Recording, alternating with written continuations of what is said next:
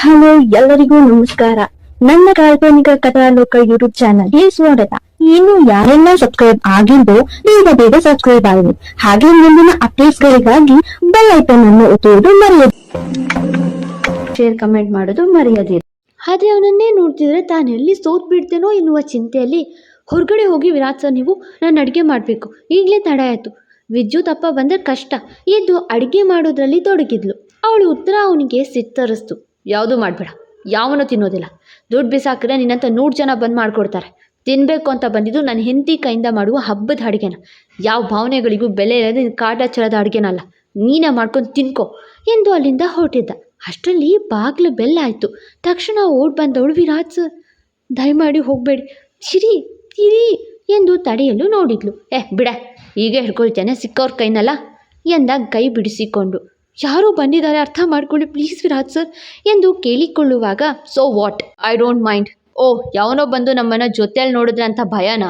ಗೊತ್ತಾಗ್ಲಿ ಬಿಡು, ನಿನ್ನ ಎಕ್ಸ್ ಕಂಡ ಬಂದವನೇ ಅಂತ, ಯಾವನಿಗಾಗಿ ನಿನ್ನ ಹಬ್ಬದ ಊಟ ಮಾಡ್ತಿದ್ಯಾ ಅಂತ ಎಂದು ಇನ್ನೇನು ಬಾಗಿಲು ತೆರಿಬೇಕು. ನಾನು ಕನ್ಫ್ಯೂಷನಲ್ಲಿದ್ದೀನಿ, ನಿಮ್ಮ ಮೇಲೆ ಪ್ರೀತಿ ಇದೆಯೋ ಇಲ್ವೋ ಅನ್ನೋ ಕನ್ಫ್ಯೂಷನ್ನಲ್ಲಿದ್ದೀನಿ, ಸ್ವಲ್ಪ ಟೈಮ್ ಕೊಡ್ತೀರಾ ಎಂದಳು ತಡೆಯುವ ಸಲುವಾಗಿ.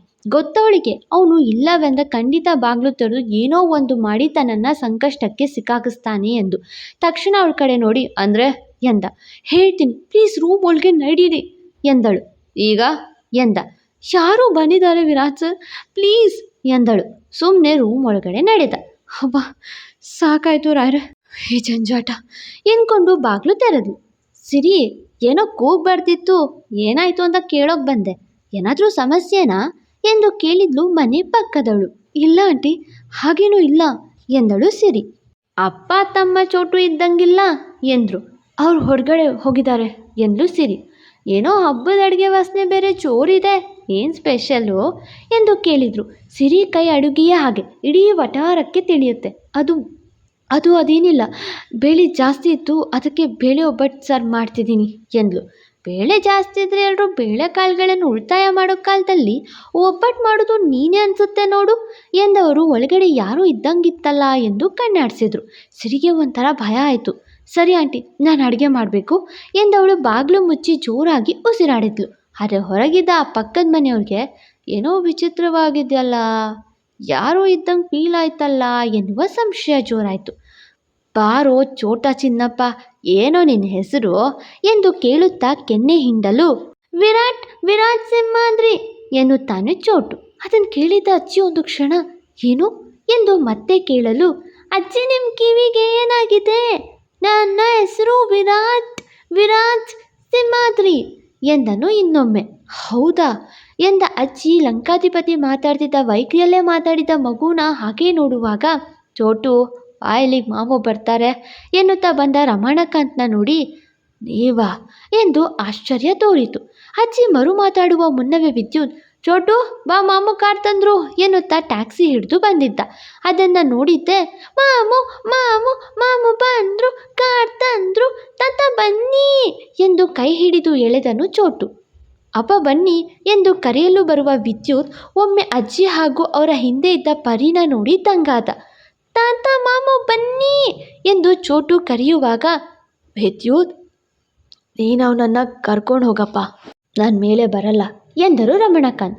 ಅವ್ರು ಯಾಕೆ ಹಾಗೆ ಹೇಳಿದ್ರು ಎಂದು ಅರಿತ ವಿದ್ಯುತ್, ಆಯಿತು ಅಪ್ಪ ಎಂದು ಏನೊಂದೋ ನುಡಿಯದೆ ಚೋಟುನ ಎತ್ಕೊಂಡು, ತಾತ ಇಲ್ಲೇ ಇರಲಿ ಬಿಡು ಚೋಟು, ನಾನು ನೀನು ಹೋಗಿ ಚಾಮಿಗೆ ಕೈ ಮುಗಿದು ಬರೋಣ ಎಂದ ವಿದ್ಯುತ್. ಚಾಮಿಗೆ ನೀವು ಕೈ ಮುಗಿರಿ ಮಾಮು, ನಾನು ಕೈ ಮುಗಿಯಲ್ಲ ಎಂದನು ಚೋಟು ಜೋರಾಗಿ. ಯಾಕೋ ಕಂದ ಎಂದು ಮಾಮು ಕೇಳಲು, ಪಪ್ಪನ ನನ್ನಿಂದ ದೂರ ಮಾಡಿದ್ದಾರಲ್ಲ ಅದಕ್ಕೆ ಎಂದು ಹೇಳಿ ಕಾರ್ ಹತ್ತಿದ್ದು ಕೇಳಿ ಅಜ್ಜಿಗೆ ಸಂಪೂರ್ಣವಾಗಿ ಅದು ಬಡ ರಾವಣನ ಅಚ್ಚು ಅನ್ನಿಸ್ತು. ಅವರು ಕಾರಲ್ಲಿ ಹೋಗೋದೇ ನೋಡ್ತಾ ಸುಮ್ಮನೆ ನಿಂತಿದ್ರು. ತಾತ ತಾಟ ತಾಟ ಎಂದು ಚೋಟು ಕಿಟಕಿಯಿಂದ ಇಣುಕಿ ಅಜ್ಜಿನ ಕಡೆಗೆ ನೋಡ್ತಾ ಹೇಳೋದು ಕಂಡು, ಅದರಲ್ಲೂ ಗುಳಿಗೆಯನ್ನೇ ಕಂಡು ಅಜ್ಜಿ ತನ್ನ ಮೊಮ್ಮಗನನ್ನು ನೆನೆದ್ರು. ವಿರಾಜ್ ಹೆಚ್ಚಾಗಿ ಬೆಳೆದದ್ದು ಅಜ್ಜಿಯ ಕೈಯಲ್ಲೇ, ಹೀಗಾಗಿ ಅವರಿಗೆ ಚೋಟು ಹಾಗೂ ವಿರಾಜ್ ಇಬ್ಬರು ಒಬ್ಬರಂತೆಯೇ ಕಂಡಿದ್ದು. ಅವರು ಮೇಲೆ ಹೋದ ನಂತರ, ಏನಿದಲ್ಲ ರಮಣ ಎಂದು ಕೇಳಿದರು. ಅಮ್ಮ ಬನ್ನಿ ಕೂತ್ಕೊಳ್ಳಿ ಮಾತಾಡೋಣ ಎಂದರು ರಮಣಕಾಂತ್. ಅಜ್ಜಿ ಕೂಡ ತಾಳ್ಮೆಯಿಂದ ಕೂತರು. ಅಮ್ಮ ದಯಮಾಡಿ ಮೊದಲು ನನ್ನ ಕ್ಷಮಿಸಿ, ಮಗಳ ಆತುರ ನಿರ್ಧಾರವನ್ನು ತಡೆಯೋಕ್ಕಾಗಲಿಲ್ಲ. ದಯವಿಟ್ಟು ಕ್ಷಮಿಸಿ ಎಂದು ಕೈ ಮುಗಿದ್ರು. ರಮಣ, ಆ ಚೋಟ ಚಿನ್ನಾರಿ ನನ್ನ ಮರಿ ಮೊಮ್ಮಗ ತಾನೆ ಎಂದರು ಅಜ್ಜಿ. ಒಂದೇ ಕ್ಷಣಕ್ಕೆ ತಲೆ ಆಡಿಸಿದ್ರು ರಮಣಕಾಂತ್. ಇದನ್ನು ಕೇಳಿದ ಅಜ್ಜಿ ಮುಖದಲ್ಲಿ ಸಂತೋಷ, ಹಾಗೆ ಅದರ ಹಿಂದೆ ಬೇಸರ ಆವರಿಸಿತು.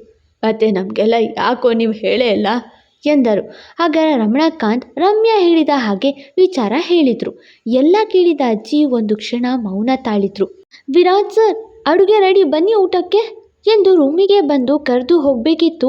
ಅಷ್ಟರಲ್ಲಿ ಅವಳ ಕೈ ಹಿಡಿದು ತಡೆದವನು ಹಾಗೆ ಅವಳನ್ನು ಅದೇ ಬಾಗಿಲಿಗೆ ಒರಗಿಸಿ ಎತ್ತಲು ಅಲುಗಾಡದ ಹಾಗೆ ಕೈಗಳಿಂದ ಬಂಧಿಸಿ, ಏನು ಕನ್ಫ್ಯೂಷನ್ ಎಂದು ಪ್ರಶ್ನಿಸಿದ.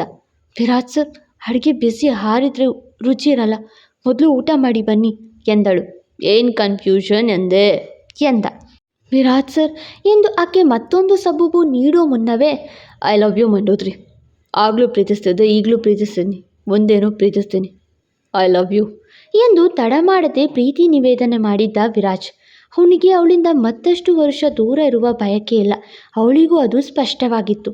ಆಗಿದ್ದಾಗೋಯ್ತು ಮಂಡೋದ್ರಿ, ಪ್ಲೀಸ್ ನನ್ನ ಕ್ಷಮಿಸಿ, ಮತ್ತೆ ಸಂಸಾರ ಶುರು ಮಾಡೋ ಅವಕಾಶ ಮಾಡಿಕೊಡೆ ಎಂದ. ಅವಳಿಗೆ ಏನು ಉತ್ತರಿಸಬೇಕೋ ತಿಳಿತಿಲ್ಲ. ಸಾಕು ಕಣೆ ಕಣ್ಣ ಮುಚ್ಚಾಲೆ, ನನಗೆ ನನ್ನ ಹೆಂಡತಿನ ವಾಪಸ್ ಕೊಡೆ ಎಂದ. ಅವಳಿಗೂ ಅವನ ಬೇಡಿಕೆಗೆ ಸೋಲುವ ಮನಸ್ಸೇ. ಆದರೆ ಈಗ ತಾನು ಮುಚ್ಚಿಟ್ಟಿರುವ ಸತ್ಯ ಹೇಳಿದ್ರೆ ಅನ್ನೋ ಭಯ. ಮಂಡು, ನನ್ನ ಮಾತು ಕೇಳು, ನನಗೆ ನಿನ್ನ ಮೇಲೆ ಕಿಂಚಿತ್ತು ಪ್ರೀತಿ ಕಮ್ಮಿ ಆಗಿಲ್ಲ ಕಣೆ, ಅರ್ಥ ಮಾಡ್ಕೊ. ನಿನಗೂ ಅಷ್ಟೇ ಅಂತ ಗೊತ್ತು ನನಗೆ.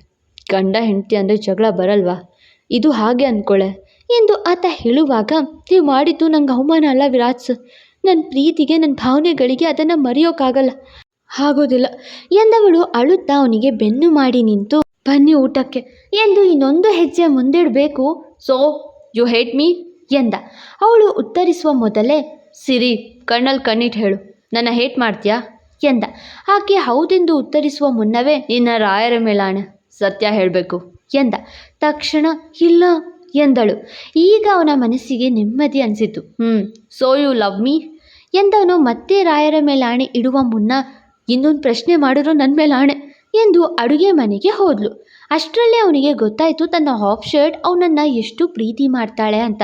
ಆಯ್ತು ಬಿಡ, ಕೇಳಲ್ಲ, ಆದರೆ ಕೇಳಿಸ್ಕೊ, ಹೇಟ್ ಮಾಡಲ್ಲ ಅಂದರೆ ಲವ್ ಮಾಡ್ತೀಯ ಅಂತಾನೆ ಅರ್ಥ. ನನ್ನ ಹಾಫ್ ಶರ್ಟ್ ಮನಸ್ಸು ಹೇಗೆ ಅಂತ ಗೊತ್ತು ನನಗೆ. ಡಿಸ್ಕೌಂಟ್ನಲ್ಲಿ ಪ್ರೀತಿ ಕೊಡ್ತಾಳೆ, ಹಬ್ಬದ ಆಫರ್ ರೀತಿ ಒಂದು ಚಾನ್ಸ್ ಕೊಡಲ್ವಾ. ಅವಳಿಗೆ ಕೋಪ ಕಮ್ಮಿ, ತಾಳ್ಮೆ ಜಾಸ್ತಿ. ಬಾಣದ ಗುರಿ ಏನು ಅಂತ ಗೊತ್ತಿದೆ. ಬಾಣ ತಲುಪೋದು ತಡವಾಗಬಹುದು, ಆದರೆ ತಲುಪುವ ಜಾಗ ಮಾತ್ರ ಬದಲಾಗಲ್ಲ ಎಂದು ಹೇಳ್ತಾ ಅಡುಗೆ ಮನೆಗೆ ಬಂದವನೇ ಸಣ್ಣದಾಗಿ ನಗುತ್ತಿದ್ದ ಸಿರಿ ಕಂಡಳು. ಮರುಭೂಮಿಯಲ್ಲೇ ಬೆಳೆ ಬೆಳೆಯೋ ಕಾಲದಲ್ಲಿ ಪ್ರೀತಿಯ ಬಿತ್ತನೆ ಮಾಡಿ ಕೆಟ್ಟಿರೋ ಹೃದಯದಲ್ಲಿ ಪ್ರೀತಿಯ ಚಿಗುರು ಹೊಡ್ಸೋಕ್ಕಾಗಲ್ವ. ನಾನು ನೋಡೇ ಬಿಡ್ತೀನಿ ಎಲ್ಲಿವರೆಗೂ ಈ ಕೋಪ ತಾಪ ಅಂತ ಎಂದು ಅಲ್ಲೇ ನೆಲದ ಮೇಲೆ ಕುಳಿತ. ವಿರಾಜ್ ಸರ್, ಇಲ್ಲಿ ಯಾಕೆ ಟೇಬಲ್ ಬೇಡಿ ಕೂರುದಂತೆ ಎದ್ದೇಳಿ ಎಂದಳು. ಇಂಥವಕ್ಕೆ ಬಾಯಿದೆ ಅಂತ ತೋರಿಸೋಳು, ಆಗಿಂದ ಗಂಟ್ಲು ಆಡಿಸ್ಕೊಳ್ತಾ ಇದ್ದೀನಿ, ಆ ಹೂ ಅನ್ನೋಕ್ಕಾಗಿಲ್ವಾ ಎಂದ. ನೀವೇ ಹೇಳಿದ್ರಲ್ಲ ಪ್ರೀತಿಯ ಸಸಿ ಚಿಗುರು ಅಂತಲ್ಲ, ಏನೋ ಮಾಡಿ ಎಂದು ನಕ್ಕಳು. ಹಾಗೆ ಅವಳ ಸೆರೆಗೆಳೆದು, ಪಾಸ್ ಆಗ್ತೀನ ಹಾಫ್ ಶರ್ಟ್ ಎಂದ. ಮೊದಲು ಪರೀಕ್ಷೆ ಅಟೆಂಡ್ ಮಾಡಿ, ಆಮೇಲೆ ನೋಡೋಣ ಎಂದು ನಡೀರಿ ಊಟಕ್ಕೆ ಎಂದಾಗ, ಇಲ್ಲೇ ಕೂತ್ಕೋ, ಜೊತೆಯಲ್ಲೇ ಹೀಗೆ ಊಟ ಮಾಡೋಣ ಎಂದ. ಸರಿ ಎಂದು ಅಲ್ಲೇ ನೆಲದ ಮೇಲೆ ಬಾಳೆ ಎಲೆ ಹಾಕಿ ಹಬ್ಬದ ಅಡುಗೆ ಬಡಿಸಿದ್ಲು. ಏನ ಮುಖ ನೋಡ್ತಿದ್ಯಾ, ತಿನ್ಸು ಎಂದ. ಕೊಂಚವೂ ಬೇಸರ ಮಾಡಿಕೊಳ್ಳದೆ ತಾನೇ ತಿನ್ನಿಸಲು ಶುರು ಮಾಡಿದ್ಲು. ಮೊದಲು ಒಬ್ಬಟ್ಟು ತಿನ್ನಿಸಿ, ಹೇಗಿದೆ ಎಂದಳು. ಸಿಹಿ ಕಮ್ಮಿ ಇದೆ ಎಂದ. ಹೌದಾ, ಮಾಡ್ತಾ ಟೇಸ್ಟ್ ನೋಡಿಲ್ಲ ಎಂದಳು. ತಗೋ ತಿಂದು ಈಗ ನೋಡು ಎಂದು ತಿನ್ನಿಸಿದ. ತಿಂದವಳು, ಸರಿ ಇದೆ ಅಲ್ವಾ ವಿರಾಜ್ ಸರ್ ಎಂದಳು.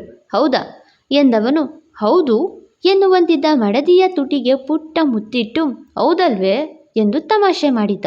ತುಸು ನಾಚಿ ಊಟ ಪೂರ್ತಿಯಾಗಿ ತಿನ್ನಿಸಲು ಅವನೇನು ಸುಮ್ಮನೆ ತಿನ್ನಲಿಲ್ಲ, ಅವಳಿಗೂ ತಿನ್ನಿಸಿಯೇ ತಿಂದನು. ಭರ್ಜರಿ ಊಟ ಮುಗಿಸಿ, ಅನ್ನದಾತೆ ಆಫ್ ಶರ್ಟ್ ಸುಖೀ ಭವ ಎಂದ. ನಕ್ಕು ಸುಮ್ಮನಾದಳು. ಅಂದರೆ ನನ್ನ ರಾಜನಿಗೂ ಅವನ ಪುಟ್ಟ ರಾಜನ ಬಗ್ಗೆ ಗೊತ್ತಾಗಿದೆ, ನನ್ನ ಮರಿ ಮೊಮ್ಮಗನ ಬಾಯಲ್ಲಿ ಪಪ್ಪ ಅನ್ನಿಸ್ಕೊಳ್ಳೋಕ್ಕೆ ಯುದ್ಧ ಮಾಡ್ತಿದ್ದಾನೆ ಅಂತ ಆಯಿತು ಎಂದು ಅಜ್ಜಿ ಹೇಳುವಾಗ, ತಾತ ಪ್ರಸಾದ ಎನ್ನುತ್ತಾ ಅಜ್ಜನ ಬಳಿ ಬಂದು ಪ್ರಸಾದ ನೀಡುತ್ತಾ ಚೋಟು, ಕಾರಜ್ಜಿ ಇಲ್ಲೇ ಇದ್ದೀರಾ, ನೀವು ತಗೊಳ್ಳಿ ಎಂದು ಅಜ್ಜಿಗೆ ಪ್ರಸಾದ ನೀಡಲು ಚೋಟು ಹತ್ರ ಬಂದರೆ, ಅಜ್ಜಿ ಅವನನ್ನ ಬಾಚಿ ಅಪ್ಪಿ ಮುದ್ದಾಡಿದ್ರು. ಅಜ್ಜಿ ಪ್ರಸಾದ ತಿನ್ನಿ ಅಂದ್ರೆ ನನ್ನೇ ತಿನ್ನೋ ಆಗಿದ್ದೀರಲ್ಲ ಎಂದು ಚೋಟು ಹೇಳೋದು ಕೇಳಿ ಅಜ್ಜಿ, ಮತ್ತೆ ನೀನಿಷ್ಟು ಮುದ್ದಾಗಿದ್ರೆ ತಿನ್ಬಾರ್ದ ನಾನು ಮರಿ ಮೊಮ್ಮಗನೇ ಎಂದಿತ್ತು.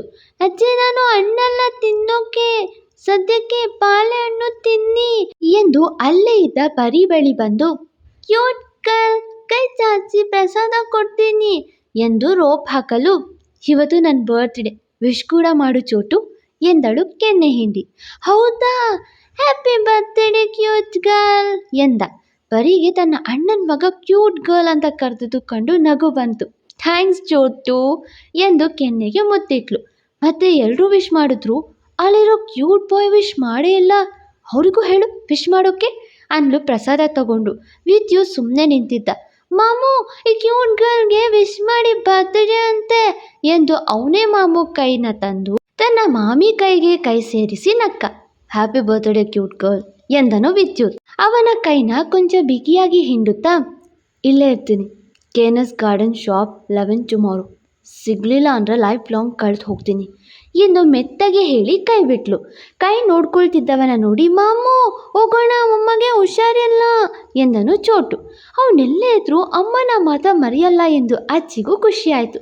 ರಮಣಕಾಂತ್ ಕೈ ಮುಗಿದು ಅಲ್ಲಿಂದ ಹೊರಟರು. ಹೋಗ್ತಾ, ಕಾರಜ್ಜಿ ಬಾಯ್, ಕ್ಯೂಟ್ ಗರ್ಲ್ ಬಾಯ್ ಎಂದು ಚೋಟು ಬಾಯ್ ಮಾಡಿ ಹೋದ. ಅಜ್ಜಿ ಎಷ್ಟು ಮುದ್ದಾಗಿದ್ದಾನಲ್ವಾ ಎಂದು ಪರಿ ಕೇಳಲು, ಈ ಮಿನಿ ಪ್ಯಾಕೆಟ್ ಆ ಬಡ ಪ್ಯಾಕೆಟ್ ಅಜ್ಜಿ ಅಲ್ವೇನೆ, ಮುದ್ದಾಗಿರಲೇಬೇಕು. ಮೊದಲು ಆ ನಿನ್ನ ಅಣ್ಣನಿಗೆ ಕಾಲ್ ಮಾಡೆ, ಎಲ್ಲಿದ್ದಾನೆ ಕೇಳು ಎಂದು ಅಜ್ಜಿ ಕೇಳಲು ವಿರಾಜ್ಗೆ ಕರೆ ಮಾಡಿದ್ಲು ಪರಿ. ಅರೆ ವಿರಾಜ್ ಮಾತ್ರ ಮಡದಿಯನ್ನು ಕಾಡ್ತಾ ಮೈ ಮರ್ತಿದ್ದ. ವಿರಾಜ್ ಸರ್ ಮೊದಲು ಮನೆಗೆ ಹೊರಡಿ, ಸಂಜೆ ಆಗಿದೆ, ಅಪ್ಪ ಬರ್ತಾರೆ ಎಂದು ಗಾಬರಿಯಿಂದ ಹೇಳ್ತಿದ್ರೆ ಸಿರಿ, ತಿಂದಿದ್ದೀನಿ ಕಣೆ, ಸ್ವಲ್ಪ ಹೊತ್ತು ಮಲ್ಗೋಗ್ಬಿಡೆ ಎಂದು ಮಂಚದ ಮೇಲೆ ಉರುಳಾಡ್ತಿದ್ದ. ವಿರಾಜ್ ಸರ್ ನನ್ನ ಮಾತು ಕೇಳಿ ಎಂದು ಏಳಿಸಲು ಬಂದವಳ ಕೈ ಎಳೆದು ಮಂಚದ ಹಾಸಿಗೆ ಮೇಲೆ ಮಲಗಿಸಿ ಅವಳ ಮೇಲೆ ಬಾಗಿದವನು, ಹೊಟ್ಟೆಗೆ ಊಟ ಬಿದ್ಮೇಲೆ ಜೋಶ್ ಜಾಸ್ತಿಯಾಗಿ ಹೋಗಿದೆ ಮಂಡೋದು, ಯಾಕೋ ಏನೇನೋ ಬೇಕು ಅನ್ನಿಸ್ತದೆ, ಸ್ವಲ್ಪ ಮನಸ್ಸು ಮಾಡು ಬಂಗಾರಿ ಎಂದು ಪುಟ್ಟ ಮಗುವಿನಂತೆ ಮೂಗುಚ್ಚಿ ಕೇಳಿದ. ವಿರಾಜ್ ಸರ್, ಇದಕ್ಕೆ ನಾನು ನಿಮ್ಗೆ ಸಲಿಗೆ ಕೊಡಲ್ಲ ಅನ್ನೋದು, ಕೊಟ್ಟರೆ ಸಾಕು, ಇಷ್ಟು ಕಾಡ್ತೀರಾ ನೋಡಿ ಎಂದಳು ಚಾಡಿ ಹೇಳುವಂತೆ. ಚೂರೇ ಚೂರು ಬಂಗಾರಿ, ಅರ್ಧ ಗಂಟೆ ಮಲಗಿದೋಗ್ತೀನಿ ಎಂದು ಅಪ್ಪಿ ಅವಳ ಕೋಳಿಗೆ ಚುಂಬಿಸಿದ. ಸಿರಿಗೆ ಮೈ ನಡುಗಿತ್ತು. ಅವನಿಗೆ ಗೊತ್ತು ಅವಳ ಬಾಯಲ್ಲಿ ಸತ್ಯ ಯಾವಾಗ ಈಚೆ ಬರುತ್ತೆ ಅಂತ. ಬಂಗಾರಿ, ಈಗ ನಾನು ಇಲ್ಲೇ ಇದ್ದರೆ ಏನಾಗುತ್ತೆ ಎನ್ನುತ್ತಾ ಅವಳ ಕೈಗಳಿಗೆ ಕೈ ಸೇರಿಸಿದ. ವಿರಾಜ್ ಸರ್ ಇದು ಎಂದು ಅವಳ ತೊದಲು ನುಡಿ ಶುರುವಾಯಿತು. ಮಂಡೋದ್ರಿ, ನನಗೆ 4 ವರ್ಷದಿಂದ ತಪಸ್ನಲ್ಲಿದ್ದು ಬೋರ್ ಆಗಿದೆ, ತಪೋಭಂಗ ಮಾಡಿಕೊಂಡೆ ತಪ್ಪೇನಿಲ್ಲ ಅನ್ನಿಸ್ತದೆ ಎನ್ನುತ್ತಾ ಮುದ್ದು ಮಾಡಲು ಶುರು ಮಾಡಿದ. ಈಗ ತಪ್ಪು ಮಾಡೋ ಟೈಮ್ ಅಲ್ಲ ಅವರು ಎಂದು ಕಣ್ಮುಚ್ಚಿದವಳು ಅವನ ಮುದ್ದಿಗೆ ಕರಗಲು ಶುರು ಮಾಡಿದ್ಲು. ಯಾರು ಬಂಗಾರಿ ಎನ್ನುತ್ತಾ ಸೆರಗಿಗೆ ಕೈ ಹಾಕಿದ. ವಿರಾಜ್ ಸರ್ ಎನ್ನುತ್ತಾ ತಡೆಯಲು ನೋಡಿದ್ಲು. ಅವಳ ಕೈಗೆ ಮುತ್ತಿಟ್ಟು ಬರಿದಾದ ನಡು ಸವರುತ್ತಾ, ಈಗ ಯಾರು ಬಂದರೆ ಏನಾಗುತ್ತೆ ಎಂದು ಪ್ರಶ್ನೆ ಮಾಡಿದ. ಮುಂದಿನ ಸಂಚಿಕೆಯಲ್ಲಿ. ಅಜ್ಜಿ ಇದೆಲ್ಲ ನಂಗೇನಾ ತುಸು ಆಲೋಚಿಸಿ ಕೇಳಿದ ಚೋಟು.